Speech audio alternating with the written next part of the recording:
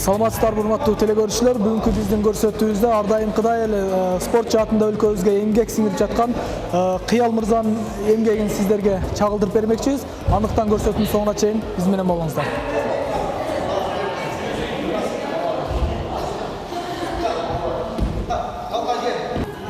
Кара, бросок жасаганда, путка киргенде, мына жерден мындай элкейбейсиңер. Мындай жегенде, мындай отурбайсыңар, чолжуйбайсыңар. Ушуну жасаганда мына. Болушунча ылдыйраак мына. Напарниктагы силер менен күрөшүп аткан адам да мындай болуп бербейт.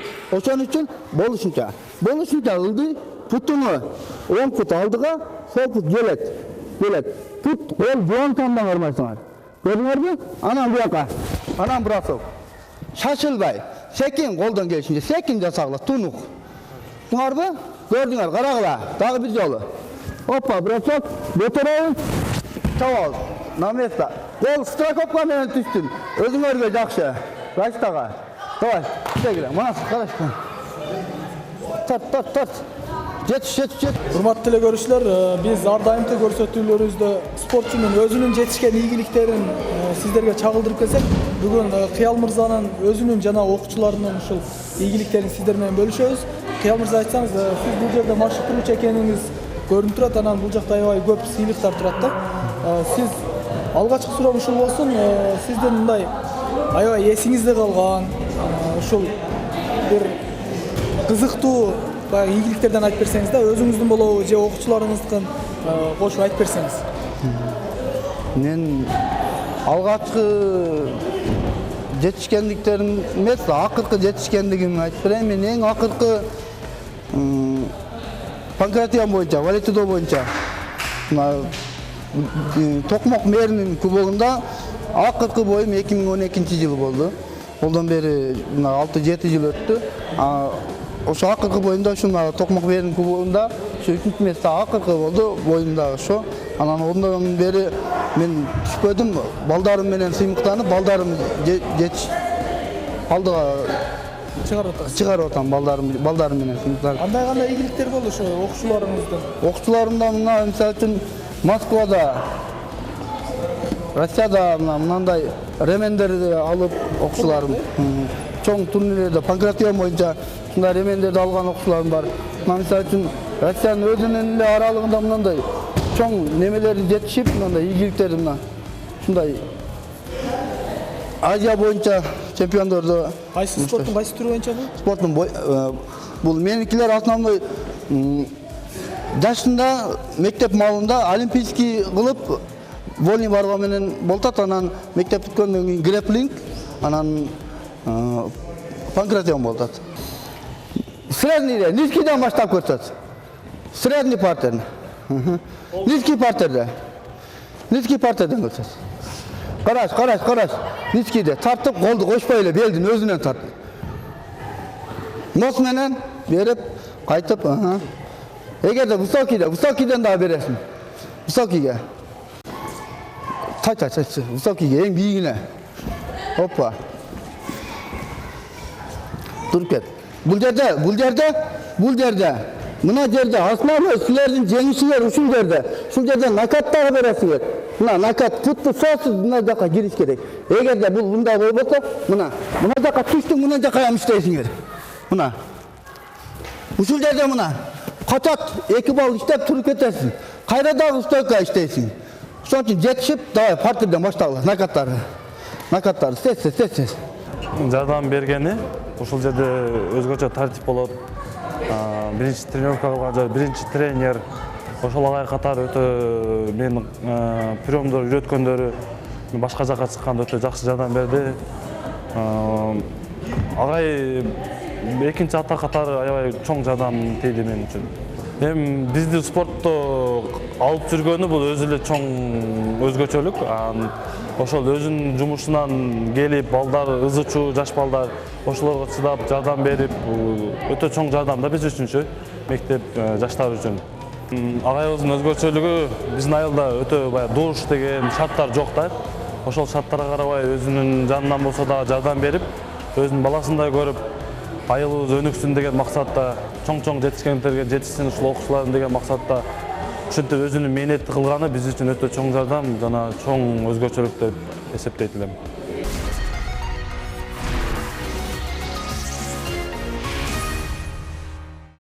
Kurdu alış деле оңойго турбайт да. Жок, бул оңойго турбайт. Бул өтө чоң эмгек кылыш керек. Буну 1 жыл, 2 жыл дегенде эмгек кылып ала албайт. Буну эң аз дегенде 5-6 жыл менет кылыш керек. Ушул kurdu алганда мисалы өзүңүздүн ийгилигиңиз бул баягындай мен биринчи орунду алдым, мен элдин үмүтүн актадым деп аябай бир сүйүнөсүз да. Окуучуңуз алганда кандай мындай сезимдер болду мисалы өзүңүздө? Экөөнүн айырмасы кандай экен? Мен өзүм жеңгенде мен жеңдим деп онча сүйүнө албайм. Мен ийгиликке жетиштимде онча сүйүнө албайм. Окуучуларым жетишкен болсо мен үчүн 2 эсе жакшы бакыт болот да. Не себептен? Себеби мен ал балдар менен сыймыктанам. Мен буларды кичинекей 6-7 жашынан баштап маштырганмын. Аракет кылып ошолорго мээрим төгүп бөлөнүп калган үчүн булардын жетишкендиги мен үчүн чоң бакыт да. Мисалы үчүн 1 жылдын ичинде залда 30 бала 40 бала болсо ошонун бардыгын деле чыгара албайсың. Онун бала ичинен 2 же 3 же 1 бала чыгат. Ошон үчүн 15 жылдан бери Кудайга шүгүр бизге Алла насип кылган экен 30дан ашык чемпиондор чыкты. Караш. Мына кара. Мен жата кыйналып бу жерде отурбашкын. Кирдиңерби? Киргенден кийин мына буттун келиши менен, мына жерге киргенден кийин эмнеде остановка кылбашкын. Бул жерде эч кандай неме токтоо жок. Бул атака толук болуш керек мына. Бросок сразу. Туңарбы? Чаппайлы. Киретиңер, чыгасыңар.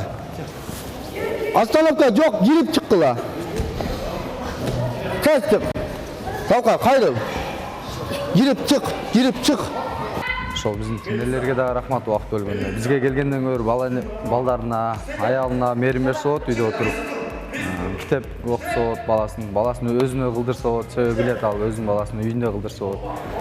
Ошо мен өзүмө калган жакшылыкты баарына каалап айылда келип, зал ачып.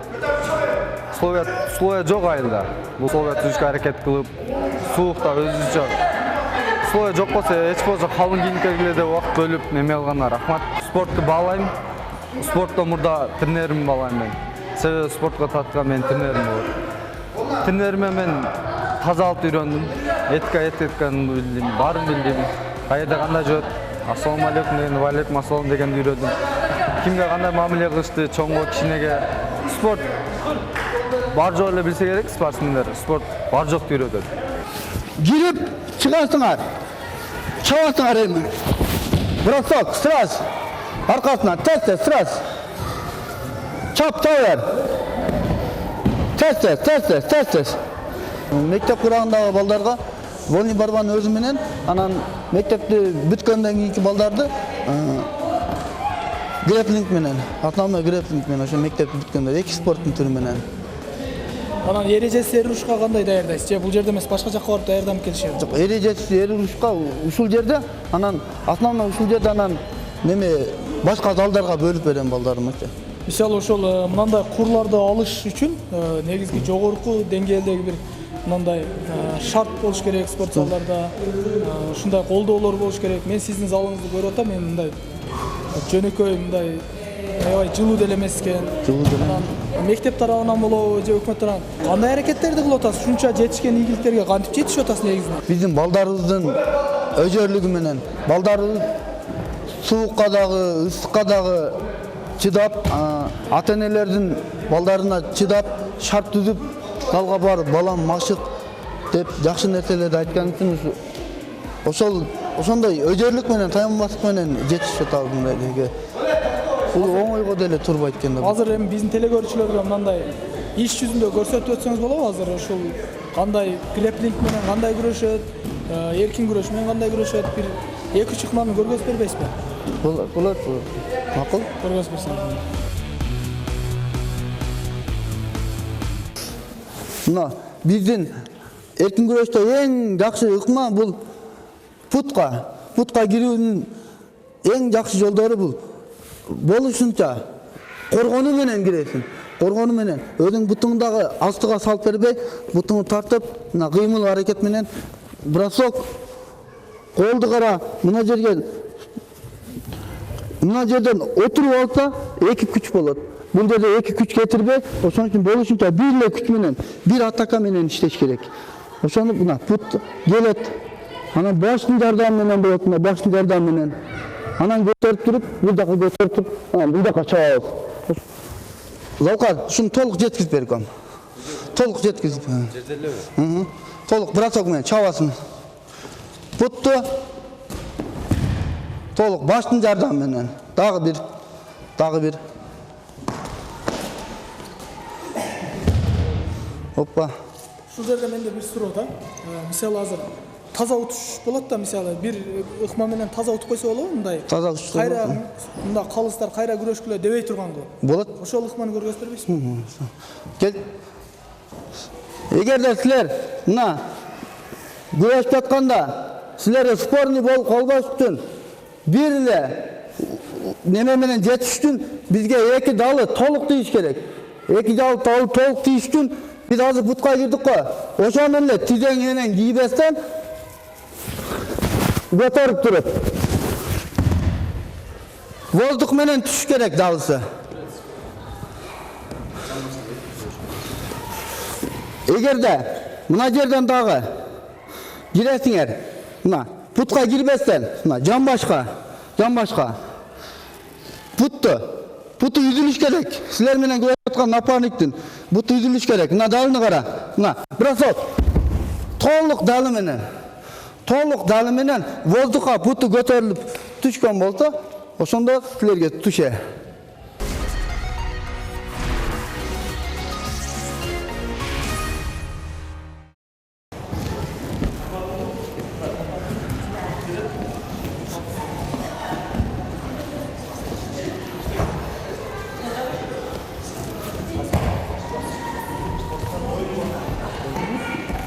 Kaç? Bakar. Kaçırgan beşkin. Kaçırga ver. Manas. Kaçırga ver. Kara. Manas kara. Karaysa manasda. Beşen. Neydi? Kaçta kovar? Kaçırga. Abrat kara. Lağlasın. No, oğlu kovarsın. Öyle götürüp. İçinden çavarsın. O öğrenmesine sabredildi. Harbi. Karaş. Kaçasın. Jet. Kara. La, barbaysılar. Kötürürsünler. Kötürtürüp. Abrat get de. Başladı. Jet. Napar parol. İşte. Manas memenden koşul kontrolda. Айылыбыздын алдыңкы спорт чөйрөлөрүнүн бири бул. Жаштарды дайым спортко үгүттөгөн, өзү да жакшы результаттары көрсөткөн. Ушу жаштыгыбыздан баштап ошо кыял экенин колунда чоңойдук биз.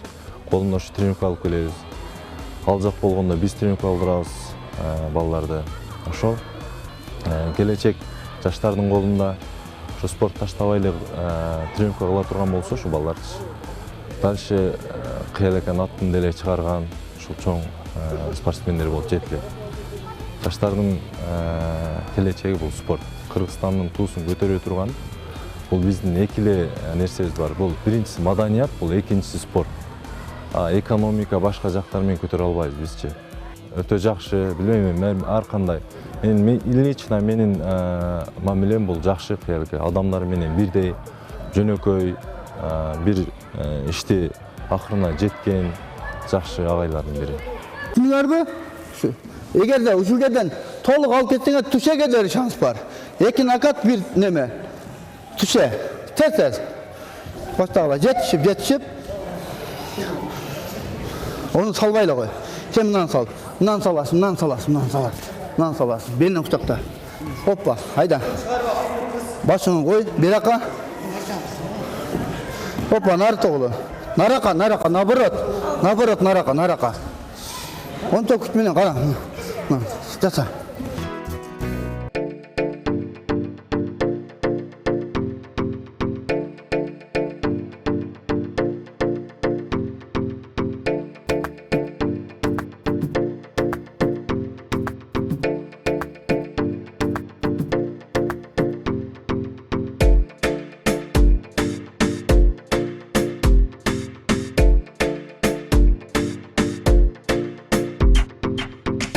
кичинесинде өзү оор элпек бала эле да.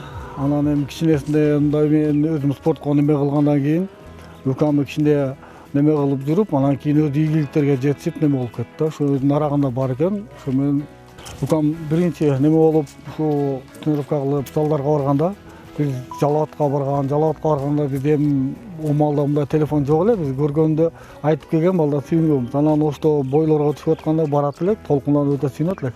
Мисалы үчүн Москвадагы балдарыбыз демилгеч менен айылга 150 000 сомго мат алып беришти. Мына биздин Кышыбаттын жаштары кыялга окшогон спортсмен балдарды колдоп, көп жардамдарды берип атышат. Зал салып беребиз деп аракет кылып бардык немелерин алып коюшту. Эрте жазда насып болуп калса баштайбыз.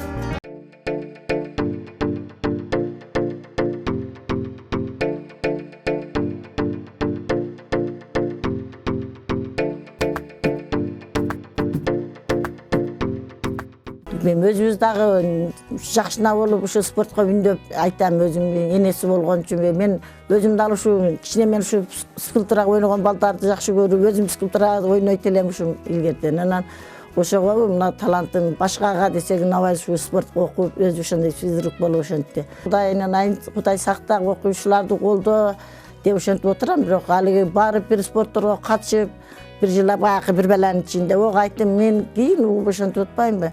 Онда кыйкыра берип өлмөкчү экен элем, койчу ушуга түштү ушу деп жаман кооптоносун эми ондон кийин бир жактара келсе кооптонуп ошентип патадуа кылып ошентип отурам балам. Бишкектерге барып келди, Кудайга шүгүр, ондой Кудайдан тилеп, жакам кармап патадуа кылып отурам да балам ушуларды деп. Сыймыктангыдай эле ушу ата эне деген неме кылат экен, ушу балдардан көп нерсени үмүт этип жашайт экен, ошон үчүн Кудайга шүгүр балдар менен сыймыктанам, Кудайга шүгүр деп отурам.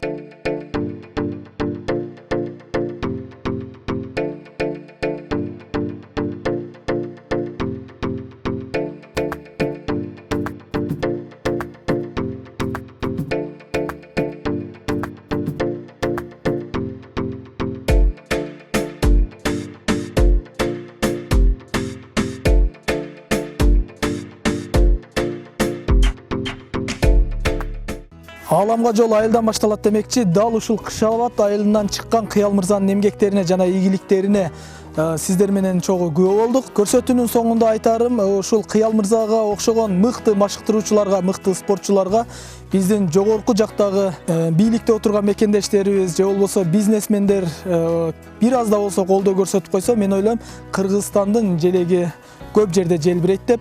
Андыктан ушул спортчуларыбызга ийгилик каалоо менен биргеликте көрсөтүүбүздү жыйынтыктайбыз. Жолугушканча.